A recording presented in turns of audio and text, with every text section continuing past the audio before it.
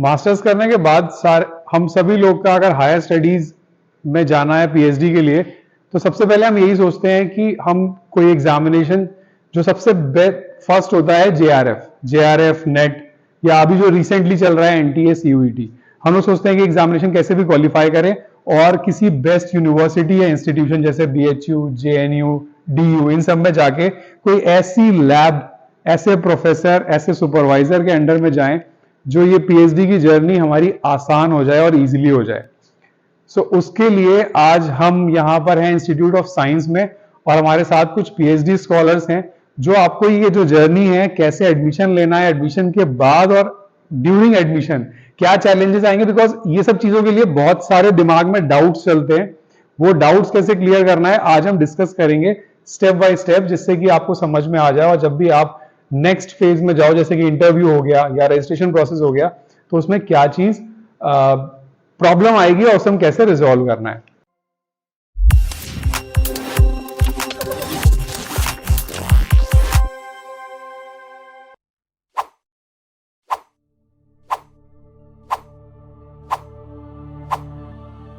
So I welcome all the PhD scholars. Yeah, please come. तो हमारे साथ देखो हमें केमिस्ट्री डिपार्टमेंट में, और सारे ही पीएचडी स्कॉलर्स हमारे साथ हैं जो अभी आप सारे लोगों की हेल्प करेंगे और बताएंगे जो हम लोग डिस्कस करेंगे वन बाय वन। सो सबसे पहले I want a short brief introduction कि आप लोग अपने बारे में बताओ, क्या कर रहे हो और कब से रजिस्ट्रेशन है एंड किस डिपार्टमेंट में हो, जिससे कि थोड़ा सा इंट्रोडक्शन हो जाए, जैसे your name, department and your current designation. My name is Ayush Singh. I am from Department of Chemistry, Institute of Science, BHU, and I am registered in PhD. Which year? I am registered here from January 2020, or term wise it's 19 September 2019. Okay, तो 20 का registration है, that's good. So Ayush, thank you so much. अभी हम discuss करेंगे, so next please. My name is Avnish Kumar Singh, and currently I am pursuing PhD from Department of Chemistry. Okay. My date of registration is July 2021. 21, okay, that's good. So मतलब 3 साल से आयुष है और 2 साल से आप हो, very good. Yeah, please. My name is Devashish Singh, and I am registered here since 2022 July, and I am also from Department of Chemistry, Banaras Hindu University. Yeah, बड़ी अच्छी बात है कि एक 20, 21, 22 तो हमारे पास सारे टाइप के एक्सपीरियंस होंगे इन लोग के पास इसे डिस्कस करने के लिए। तो सबसे पहले यार बात करते हैं कि यहाँ पे जो रजिस्ट्रेशन प्रोसेस है, अगर कोई स्टूडेंट मास्टर्स करता है तो रजिस्ट्रेशन के लिए क्या क्या प्रोसेस हैं जो स्टूडेंट केमिस्ट्री डिपार्टमेंट या साइंस फैकल्टी किसी में भी रजिस्ट्रेशन करना चाहे, तो क्या मीन है मोड ऑफ एडमिशन? तो पहले जैसा कि प्रोसेस रहा है, पहले का प्रोसेस, तो वो पहले होता था कि बनारस हिंदू यूनिवर्सिटी अपना एग्जाम खुद कंडक्ट कराती थी, और उसके बाद उसके एग्जाम के बाद रिजल्ट आता था, तो मास्टर्स के लिए होता था कि उसके रिजल्ट के बेसिस पे कट ऑफ निकलती थी और आपका एडमिशन होता था। और वैसा ही प्रोसेस मास्टर्स पीएचडी के लिए होता था। पीएचडी में 2 प्रोसेस होता था, एक होता था आरएटी एग्जेम्प्टेड और एक होता था आरएटी के एग्जाम के थ्रू। तो आरएटी एग्जेम्प्टेड एग्जाम ये होता था कि उसमें की 3 कैटेगरी होती है। अगर आपका जेआरएफ क्वालिफाइड है तो आप जेआरएफ के थ्रू एडमिशन ले सकते हो, और 2 और कैटेगरी होती थी कि नेट या गेट क्वालिफाइड है तो उसके थ्रू आप एडमिशन ले सकते थे। और दूसरा कैटेगरी ये होता था जिसमें बीएचयू अपना एग्जाम खुद कंडक्ट कराता था, जो कि एक आरएटी का एग्जाम हुआ था, और वो कंडक्ट होता था और उसमें एक रिटन एग्जाम होता था जिसको क्वालिफाई करना होता था आपको, और एक कट ऑफ निकलती थी जिसके बेसिस पे आपका इंटरव्यू होता था। इंटरव्यू दोनों लोगों के लिए होता था। आरएटी एग्जेम्प्टेड जो कैटेगरी होती थी उसमें क्या होता था कि जो आप जेआरएफ क्वालिफाइड है तो आपको डायरेक्ट इंटरव्यू के लिए बुलाया जाता था, और आरएटी एग्जाम जो होता था उसमें एग्जाम होता था, उसके बाद इंटरव्यू के लिए बुलाया जाता था। ओके। अभी ये जो रिसेंट एनटीए सीयूईटी वाला है, इसके बाद भी आरईटी हो रहा है कंडक्ट, तो ये डिपार्टमेंट वाइज है कुछ कि केमिस्ट्री में तो डायरेक्ट एनटीए से ही सीट सारी जाएंगी। तो अभी एनटीए में सबका स्कोर कार्ड आ चुका है, हम लोगों ने देखा कि स्कोर कार्ड सबका आ चुका है। सारे जितने भी हमारे व्यूअर्स हैं वो सब इसी में परेशान है कि हमारा जो स्कोर नंबर आया, देखो वो स्कोर शायद कुछ आइडिया है आप लोग को कि क्या कट ऑफ, बिकॉज अभी ये फर्स्ट टाइम है, so it's very difficult to say ना। तो अभी कट ऑफ के बारे में तो हम बात नहीं करेंगे बिकॉज हम लोग को खुद को किसी को नहीं पता है। कितना कट ऑफ जाएगी, कितना मिनिमम जाएगा, मैक्सिमम जाएगा, वो अलग चीज है। तो अभी जो सारे स्टूडेंट्स हैं, वो जब फॉर्म आएगा, यहाँ का रेट का एग्जाम्प्टेड का फॉर्म अभी तक नहीं आया है, तो उसका कुछ उम्मीद? उसकी उम्मीद तो अभी हमें मतलब जहाँ तक जानकारी हो, ऐसा कोई फॉर्म की जानकारी नहीं है कि भी ऐसा कुछ आया है, और कब तक आएगा उसकी भी जानकारी नहीं है। हो सकता है कि वो CUET एग्जाम के थ्रू ही एक इंटरव्यू कंडक्ट करें, उसके लिए हो सकता है कि वो अलग से फॉर्म या कुछ ऐसा निकालेंगे। ओके। तो जो लोग NTA CUET के थ्रू आना चाह रहे हैं, तो सबसे पहले तो अभी पोर्टल पे उन लोगों के लिए काउंसलिंग का पोर्टल ओपन होना चाहिए। जैसा कि एक्सपेक्टेशन है, सारे लोग यही सोच रहे हैं कि अभी एक रजिस्ट्रेशन का फॉर्म आएगा, उसके बाद फिर उनको अपनी डिटेल्स भरनी होगी, और उस डिटेल्स भरने के बाद रजिस्ट्रेशन स्टार्ट होगा। रजिस्ट्रेशन के लिए कॉल आ सकता है, आपके लिए कॉल आएगा, उसके बाद फिर इंटरव्यू आपका होगा। तो जैसे कि प्रोस्पेक्टस उसमें लिखा हुआ था कि अभी इसका इंटरव्यू होगा, फिर रिसर्च प्रपोजल, तो ये सब को देख के क्या लग रहा है, किस तरीके से इंटरव्यू होंगे PhD के लिए? देखिए, इंटरव्यू आप तक अभी आपने मास्टर्स किया होगा, जाहिर सी बात है कि मास्टर्स के बाद ही आप PhD में आते हैं। बिल्कुल। तो आपको इंटरव्यू को लेके इतना वो कोई एक डर नहीं होना चाहिए मन में। होता यही है कि जैसे हमारा जो एक्सपीरियंस रहा कि इंटरव्यू में आपको बेसिक केमिस्ट्री क्वेश्चंस पूछे जाते हैं, और आप रिसर्च इंटरेस्ट एरिया जो है, जैसे कि आपका ऑर्गेनिक केमिस्ट्री है, तो कुछ basic questions related to organic और एरिया ऑफ इंटरेस्ट, उससे कुछ क्वेश्चन पूछ, लाइक अगर if you are interested in carbohydrate, तो आपसे कुछ कार्बोहाइड्रेट के क्वेश्चन पूछे जा सकते हैं, और इस तरीके का इंटरव्यू होता रहा। तो हम एक्सपेक्ट करते हैं कि उसी तरीके का इंटरव्यू आपका ऐसा होगा। ओके। तो आपको इंटरव्यू को लेके डरने की कोई जरूरत नहीं, क्योंकि आपने एग्जाम क्वालिफाई किया है, तो जाहिर सी बात है आपके पास नॉलेज तो है। बेसिक्स नॉलेज तो होगी। Basic। आयुष, तुमने तो यार 3 साल पहले वो दिया था, तो क्या इंटरव्यू हुआ था? हाँ, उस टाइम भी इंटरव्यू हुआ था। पहले क्या कैसा एक्सपीरियंस रहा यार इंटरव्यू का, वो जरूर शेयर करो, बिकॉज सब जानना चाहेंगे यार। इंटरव्यू बहुत एक टफ लगता है दिमाग में, मास्टर्स के बाद तो एक बहुत बड़ा पैनिक लगता है, किसी का इतना बड़ा एक्सपीरियंस नहीं होता, और फिर BHU ऐसी यूनिवर्सिटी में, साइंस फैकल्टी ऐसे डिपार्टमेंट में, मतलब एक बहुत चैलेंजिंग लगता है। तो कैसा रहा और क्या करना चाहिए, थोड़ा सा यार ये सजेशन दो। मैं उस टाइम क्या था कि मेरा बैकग्राउंड उतना अच्छा रहा नहीं है, यूपी कॉलेज से था। ओके। तो यूनिवर्सिटी का कोई एक्सपीरियंस नहीं था मेरे लिए। मतलब BHU बहुत बड़ी यूनिवर्सिटी थी। जो यहाँ पढ़ रहे हैं उनके लिए कुछ भी नहीं था, उनको पता था कि इंटरव्यू कैसे होता है, कैसे टीचर से मिलना होता है, सब कुछ पता था। ओके। ये सब सारी चीज़ें हमें नहीं पता थी। ओके। तो उस टाइम मेरा नेट क्वालिफाई था। अच्छा। तो उससे हमने एग्जेम्प्टेड में अप्लाई किया, रेट एग्जेम्प्टेड में अप्लाई किया। ओके। तो उससे इंटरव्यू कॉल लेटर आ गया। फिर उस जैसे ही कॉल लेटर आया या फॉर्म अप्लाई किए, तो हम टीचर्स को ढूंढना शुरू किए कि हाँ, इनका एरिया, इसमें इस एरिया में हम काम कर सकते हैं, ये टीचर्स हैं, इनको हम सेलेक्ट कर सकते हैं इनके टॉपिक पे। तो ये मैं इंटरप्ट करना चाहूंगा, सॉरी। तुमने ये जो बोला बहुत सही बोला कि जब इंटरव्यू कॉल लेटर आ गया तो टीचर्स को सेलेक्ट करना स्टार्ट किया, वो कैसे करना है यार, मतलब वो क्या सजेस्ट करना चाहोगे? देखिए, बेसिकली मतलब ये देखना है कि आपका स्पेशलाइजेशन क्या है इसमें। ठीक है। आप स्पेशलाइजेशन पहले आपको पता है कि आपका इनऑर्गेनिक है, ऑर्गेनिक है, फिजिकल है, एनालिटिकल है। ठीक है। तो फिर आपका एरिया ऑफ इंटरेस्ट क्या है। आप हो सकता है कभी आप MSc में प्रोजेक्ट किए हो, हाँ। तो वहाँ पे कौन सा टॉपिक चूज किए हैं, या आप इनऑर्गेनिक के फील्ड में भी बहुत सारे टॉपिक हो जाते हैं। ठीक है। वहाँ पे आप किस एरिया में काम करना चाहते हैं। तो आपको टीचर्स की प्रोफाइल पे देखना होगा। bhu.ac.in पे आपको सबकी प्रोफाइल मिल जाएगी, सबके पेपर्स मिल जाएंगे, सबके रिसर्च ऑफ इंटरेस्ट मिल जाएंगे। आप सब कुछ चेक करना होगा आपको खुद से। ठीक है। क्योंकि आप सबके पास नहीं जा सकते। बिल्कुल। सारे टीचर्स के पास। अब ये नहीं कि मुंह उठाए आप किसी के पास भी चले गए कि नहीं, कोई एंटरटेन नहीं करेगा, कोई शायद कर और दे, फिर कोई मतलब नहीं होता। ठीक है। उन्हें भी लगना चाहिए कि आप इंटरेस्टेड हैं इस फील्ड में काम करने के लिए, आप कुछ नॉलेज गेन करके आए हैं कि हाँ, ये मेरा इस फील्ड में काम है, इसे पता है कि हम इस फील्ड में करते हैं, और इसे भी इंटरेस्ट है, इसमें कुछ करना चाहता है। ठीक है। उन्हें भी ये चीजें लगनी चाहिए। और पहले तो आप डायरेक्ट मिलने नहीं आना है कि किसी टीचर से आप डायरेक्ट मिलने चले आए। पहले उन्हें मेल करिए कि सर, हम आपके फील्ड ये काम करना चाहते हैं अपने CV के साथ, और आपसे मिल सकते हैं आप जो भी। तो वो रिप्लाई करते हैं यहाँ के टीचर्स। मतलब आप 2-3 मेल भी कर सकते हैं, मतलब 2-3 टीचर को सेलेक्ट करके कि हाँ, इनके में हम करते हैं, इंटरेस्टेड है। जिसका रिप्लाई आता है उससे मिलिए। ठीक है। तो मैंने भी यही किया था, मतलब 2-3 टीचर्स को इनऑर्गेनिक को सिलेक्ट करके, और उनका लगा कि हाँ, इनका कोऑर्डिनेशन कॉम्प्लेक्स से काम है और इनका इस पे है, तो हमने उसको मेल किया और सर का रिप्लाई आ गया पहले। ठीक है। तो सर के पास आए, सर से मिले।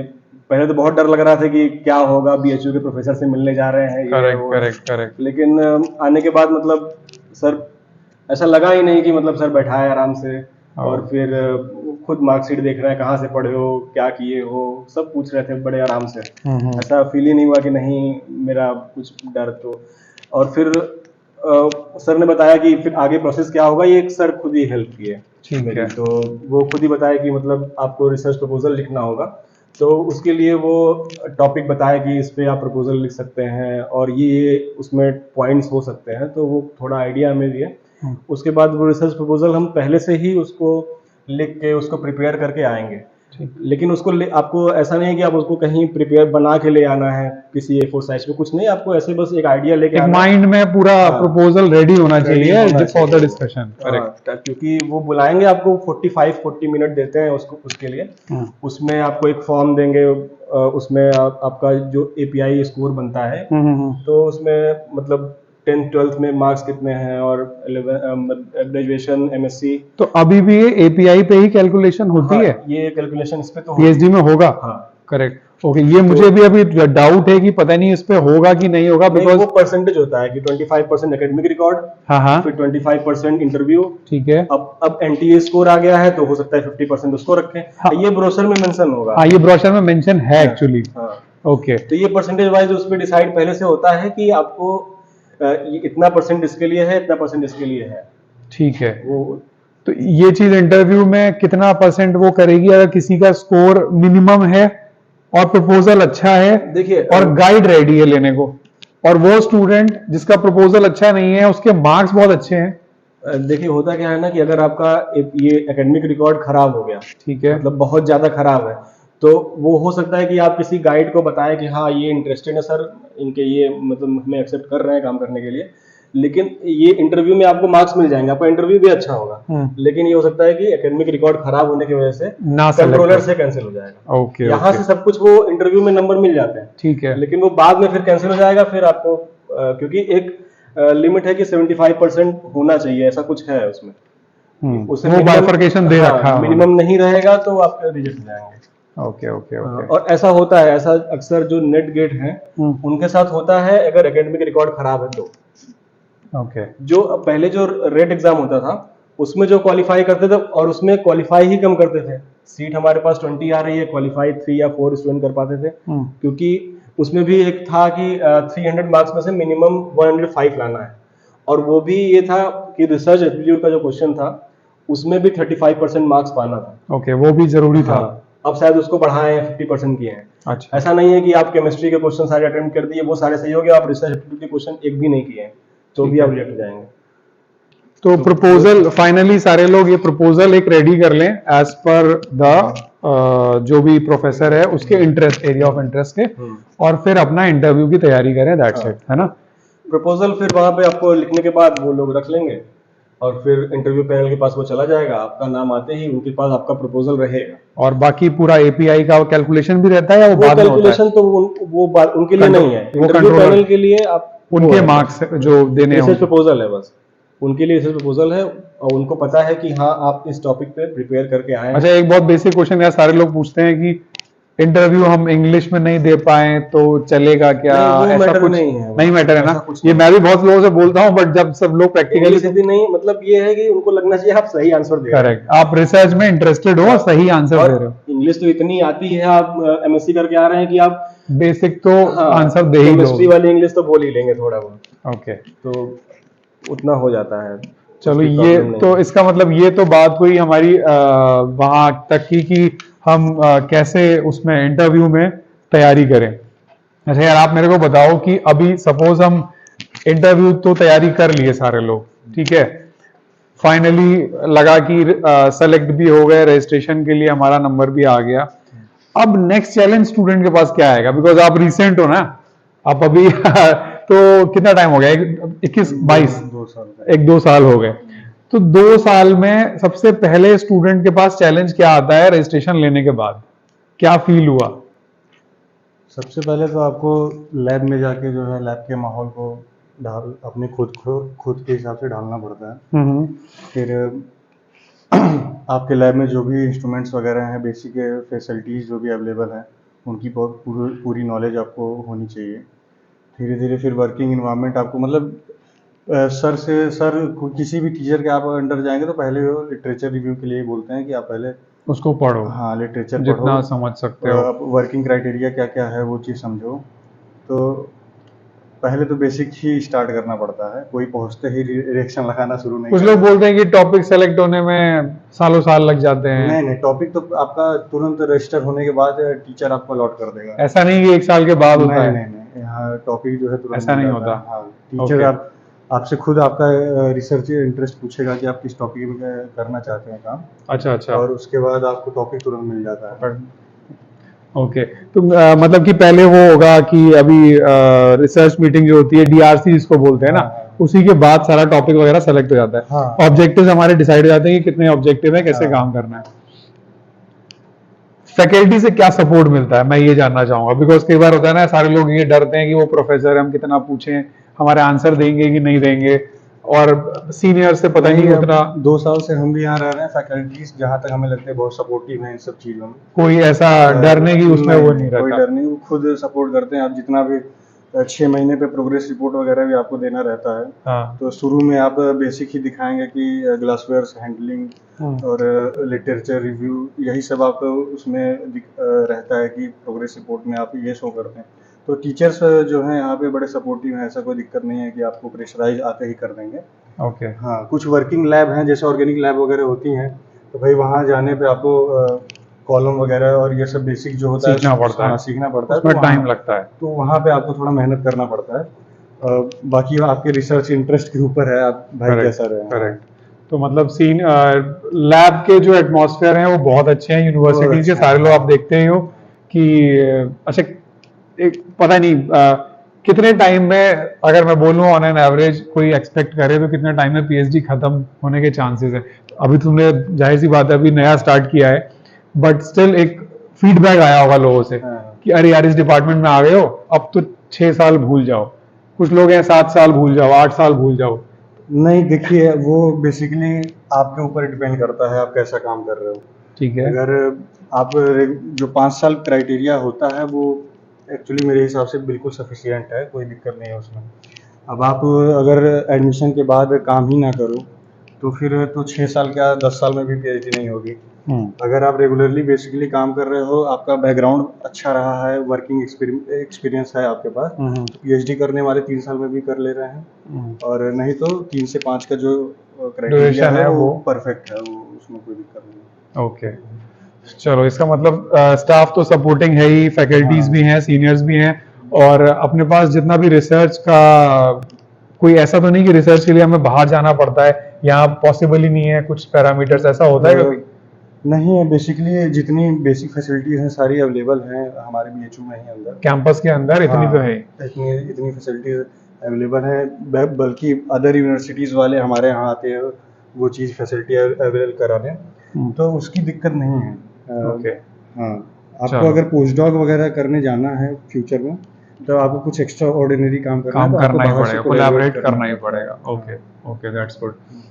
अच्छा आयुष एंड मैं ये पूछना चाहूंगा यार तुम लोगों से कि जब यहाँ रजिस्ट्रेशन ले लेंगे, सपोज जो एनटीए वाले हैं, या फिर अब पता नहीं, अभी तो रेट का कुछ आया ही नहीं है एग्जाम्प्टेड या वो, तो ये बताओ उन लोग को फेलोशिप का क्या वो रहेगा?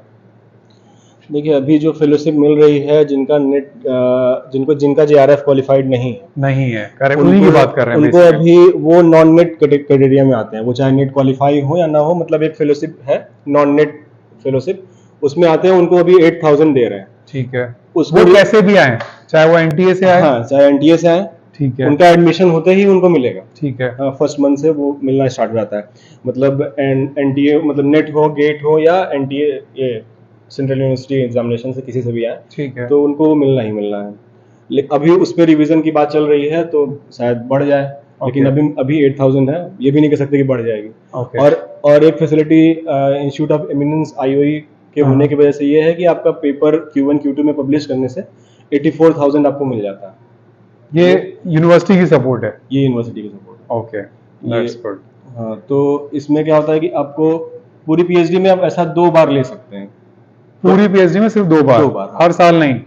नहीं, 1 साल में 1 बार और पूरी पीएचडी में 2 बार। ओके, मैक्सिमम 2 बार है, बिकॉज somebody told me कि लाइक हम एवरी ईयर नहीं, you can avail, no? Only 2 times? two times. Okay okay, चलो गुड। तो अच्छा ये बताओ, 8,000 ठीक है वहां से एक्टिव हो जाएगा, तो उसके पास और ऑप्शंस क्या रहेंगे यार रिसर्च की देखिए, फेलोशिप के लिए? ये फेलोशिप 8,000 है, उसके बाद इंस्ट्रूमेंटेशन फैसिलिटी के लिए बीएचयू देती है। जो जिनका जीआरएफ नहीं है उनको 40,000 मिलता है, ओके और 8,000 के अलावा आपको 10,000 कंटीजेंसी भी मिलती है, और 40,000 का पासबुक मिल जाता है। उससे सारी इंस्ट्रूमेंट फैसिलिटी, डिपार्टमेंट या जो सेंट्रल डिस्कवरी सेंटर है वहाँ से कोई भी इंस्ट्रूमेंट, या बीएचयू के किसी भी डिपार्टमेंट से, बायोकेमिस्ट्री, फिजिक्स, कहीं से भी आपका काम हो रहा है अच्छा, तो वहाँ पे वो पासबुक वर्क करता है। ओके मतलब हाँ। जितना भी रिसर्च का वर्क है वो इतने जो फैसिलिटीज और अमाउंट जो कार्ड में दे दे रहा है उससे हो उससे हो जाएगा। जाता है। जिनका जीआरएफ है उनको 20,000 मिलता है पासबुक पे, अच्छा, हाँ। ये अमाउंट एडिशनल है additional, apart from funding agency? Okay, अगर कोई स्टूडेंट ठीक है 8,000 तो मिल गई, अभी कुछ सोचे कि कोई और फेलोशिप मिले तो क्या अपॉर्चुनिटीज रहती हैं अपनी देखिए यूनिवर्सिटी में? फेलोशिप ये है कि जैसे जिनका जीआरएफ नहीं है वो ये हो सकता है कि टीचर कभी कोई प्रोजेक्ट लिख रहा है या तो कोई प्रोजेक्ट आ रही है तो उसको दे सकता है, जीआरएफ एसआरएफ प्रोजेक्ट उसके पास है तो दे सकता है। या जिनका नहीं है जीआरएफ वो 2 साल बाद डायरेक्ट एसआरएफ अप्लाई कर सकते हैं। ओके, और बाकी मतलब कोई बीच बीच में कोई कोलैबोरेटिव, जैसे इंडो फ्रेंच फेलोशिप आती है, हाँ हाँ 6 मंथ 3 मंथ्स के लिए अप्लाई करके बाहर जा सकते हैं आप, तो ये होती है, तो वो सब देखना होता है कि मतलब अपॉर्चुनिटीज हैं हाँ, सारी तरीके सारी से, तरीके से। बट हमको अवेल करने की जरूरत है। हाँ। पब्लिकेशन में कितने चैलेंज आते हैं यार, ये बताओगे? देखिए जब से सारे इंस्ट्रूमेंट, सारी फैसिलिटी काम करने लगी हैं हाँ हाँ, तो थोड़ा आसान हो रहा है करने में।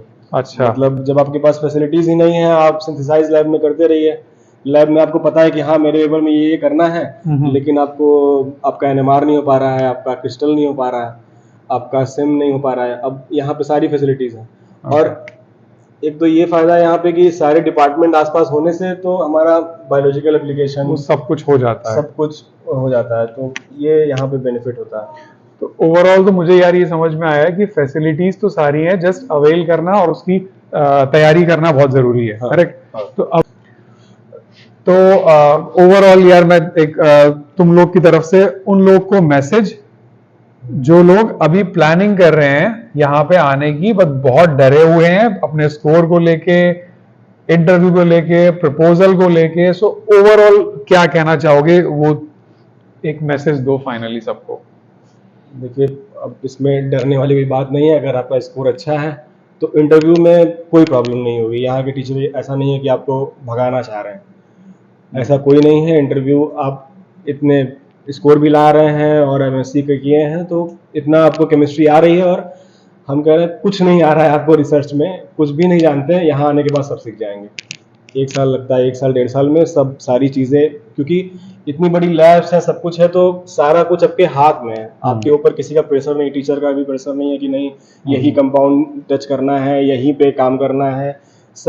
सब फ्री है आपके लिए, आप कुछ भी सीख सकते हैं। इतना स्कोप यहाँ पे रहता है लैब में, मतलब जितना हमें फील होता है वो वेरी कर सकता है, लेकिन जितना हमें लगता है कि हाँ सब कुछ फ्री है, हम जो चाहे वो कर सकते हैं। अच्छा, अभी मुझे याद आया कि यहाँ हॉस्टल फैसिलिटीज कैसी हैं, वो जरूर यार एक लास्ट पॉइंट बताओ, बिकॉज हर आदमी सोचता है कि वहां पहुंचने के बाद हॉस्टल नहीं मिल रहा है, कहाँ रहें, 8,000 अगर हमारा एक्टिवेट होगा तो हम कैसे सरवाइव करेंगे? तो क्या सच में बहुत मुश्किल होता है हॉस्टल मिलना? देखिए जनरली जो जेआरएफ है उनका वो बाहर ही रहने लगते हैं। हॉस्टल थोड़ा सा अकोमोडेशन यहाँ पे कम है, लेकिन बहुत सस्ते हैं। अगर हॉस्टल के हिसाब से देखा जाए तो अगर 8,000 फेलोशिप है आपके पास तो हॉस्टल का पर मंथ चार्ज 200 रुपीज़ है। Oh that's great. तो और आपका खाने का ले लेंगे 50 रुपीज़ पर डाइट है, तो फिर तो कुछ भी नहीं है अगर उस हिसाब से देखा जाए। मतलब मिल जाएगा ना अगर स्टूडेंट्स आए तो? हाँ, थोड़ा सा फाइट हाँ। तो डेफिनेटली हर जगह रहता है। उस पर भी काम चल रहा है। हो सकता है कि आने वाले टाइम में हॉस्टल की कोई प्रॉब्लम ना हो। अभी भी नहीं है, कोविड की वजह से प्रॉब्लम थी कि सिंगल सीटर देना था या जो भी था। अब धीरे धीरे वो सब हो जा रहा है, कोई प्रॉब्लम नहीं है। गर्ल्स के लिए भी मतलब न्यू पीएचडी गर्ल्स हॉस्टल बन गया, और भी हॉस्टल बढ़ाए जा रहे हैं। ओके ओके, मतलब आप समझ सकते हैं कि 55 फैकल्टीज यहाँ पे हैं, लगभग 200 से ऊपर रिसर्च स्कॉलर केमिस्ट्री डिपार्टमेंट में। That's a huge number. और प्रोस्पेक्टस में अगर आप देखोगे ना तो 145, आई गेस 145 सीट सबसे ज्यादा पूरे प्रोस्पेक्टस में केमिस्ट्री डिपार्टमेंट में। तो ये बहुत बड़ा डिपार्टमेंट है सच में, और मैंने भी अभी देखा, इट्स लाइक मतलब पुराने जमाने का बहुत बड़े बड़े किले होते हैं ना, वहां पहुंचो तो घूमते ही रह जाओ, इस टाइप की लैब्स हैं, बहुत बड़ी लैब्स हैं। केमिस्ट्री के काफी स्टूडेंट्स यार इस चीज को लेके पूछ रहे थे, और आई गेस आज के इस डिस्कशन में सारे डाउट्स क्लियर हो गए होंगे। अगर फिर भी कोई डाउट है तो प्लीज कमेंट कर देना, जिससे कि हमको समझ में आ जाए और वो किस तरह आपको रिप्लाई करके रिजॉल्व कर दें। चलो थैंक यू सो मच, और तुम तीनों को यार टाइम दिया, लैब विजिट हो गई, और अगर कुछ ऐसा और डाउट होगा जिससे तुम लोग की लाइक आंसर्स की जरूरत होगी, so I will come back and discuss with you. Okay, thank you so much.